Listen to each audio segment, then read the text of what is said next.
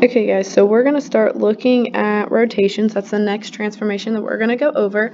And the next one, this one's probably going to be the most difficult out of the ones that we use, but there are still shortcuts that we'll go over and we'll look at.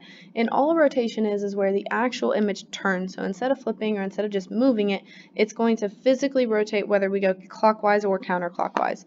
One thing that we need to understand before we move on, though, is what the difference between clockwise and counterclockwise is and what the different degrees look like.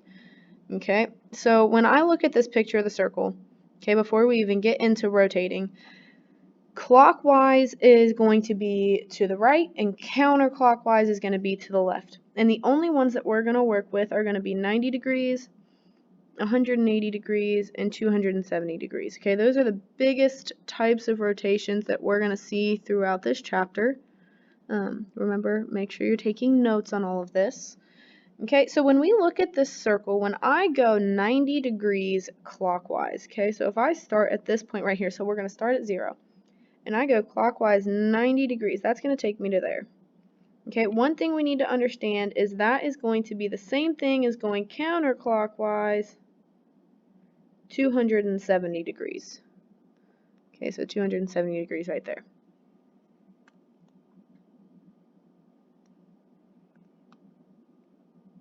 And then we're going to look at 180 degrees. So when I go 180 degrees and I go clockwise, that's going to take me all the way to there. And if I go counterclockwise, I'm just going to go the opposite direction, but both of them are still going to take me to half of the circle. Okay, so 180 degrees clockwise and 180 degrees counterclockwise are going to give us the same thing. And the last one, if I go 270 degrees clockwise, what that's going to look like is, it's going to take me all the way around to that spot right there. So what we need to understand is that's going to be the same thing as going 90 degrees counterclockwise.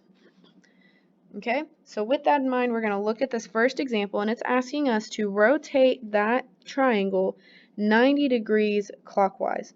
And if you look at this table over here, we said 90 degrees clockwise was the same thing as 180 or 270 degrees counterclockwise.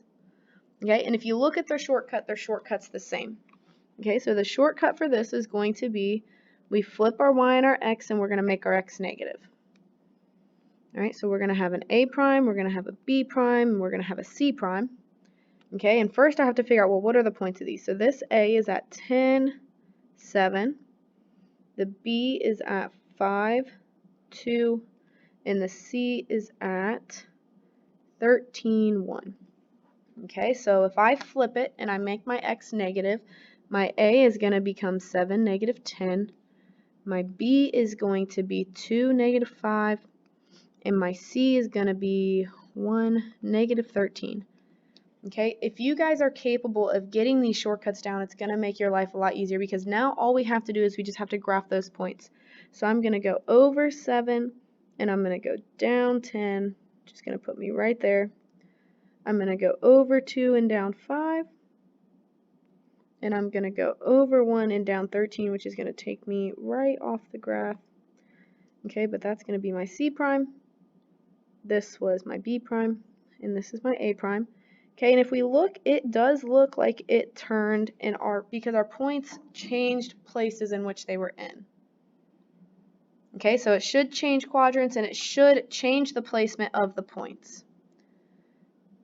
Okay, the last example we're going to look at is a rotation of, I'm going to change that because I want to do 180, because we already decided that 270 and 90 were the same.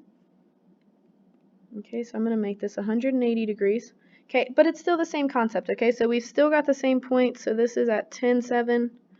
This is at 13, 1. And this is at 5, 2.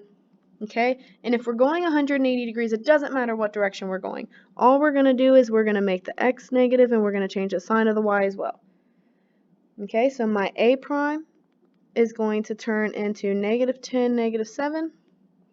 My b prime is going to turn into negative 5, negative 2, so we're not changing the order, we're just changing the sign, and that's going to turn into negative 13, negative 1.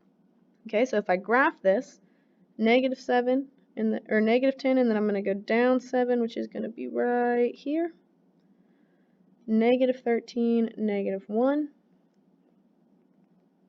And then I've got negative 5, negative 2. That was my B prime, that's my A prime. Okay, so I connect this, and the points should rotate 2 places, and it's going to rotate, please ignore the fact that my lines are not straight, and it's going to rotate 2 quadrants. Okay, so remember, we need to make sure we're memorizing these shortcuts.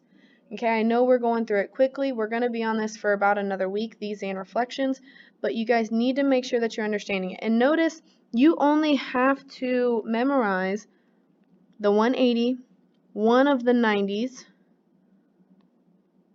or really both of the 90s, because if you understand all of that, then we can convert any of the 270s to the 90s, because these have the same shortcut and these have the same shortcut. Okay, so as long as you memorize one, you should be good for all the others. So make sure you took notes. We're going to go over some examples tomorrow. We'll work on it some more in class, and we'll slowly start getting to the point where you're able to do it without the shortcuts.